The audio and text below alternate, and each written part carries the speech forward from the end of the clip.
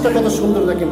দুনিয়াতে কোনো ব্যক্তি যদি দামি পোশাক পরে যদি অহংকার করে, কিয়ামতের দিন আল্লাহ রাব্বুল আলামিন কি করবেন? দামি পোশাক পরবেন। সুবহানাল্লাহ বলেন, দামি পোশাক পরবেন।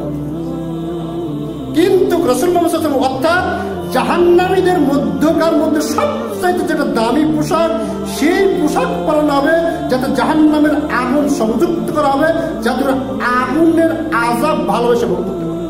আপনি দামি পোশাক পরেন, এটা আমার অপরাধ নয়। আপনি দামি পোশাক পরেন, উন্নত মানের পোশাক পরান, আপনার স্ত্রীকে পরান, কিন্তু এমন পোশাক পরান না যে পোশাকের কারণে ভিতর অহংকার তৈরি হয়, অহংকার সৃষ্টি হয়, আরেকজনকে খাটো মনে করে। এইরকম পোশাক আপনিও পরা থেকে দূরে থাকার চেষ্টা করুন। স্ত্রী, পরিবার, পরিজনকেও দূরে রাখার চেষ্টা করুন। আপনার সন্তানকেও এই সমস্ত পোশাক পরান না যেই সন্তান পরে বন্ধুর সাথে গিয়ে বরত্ব প্রকাশ করে, তাকে খাটো মনে করে। এইরকম পোশাক আপনার সন্তানের হতে দূরে থাকার চেষ্টা করুন, দূরে রাখার চেষ্টা করুন। আল্লাহ রাব্বুল আলামিন আমাদের বোঝার তৌফিক দান করুন। সকলকে আল্লাহ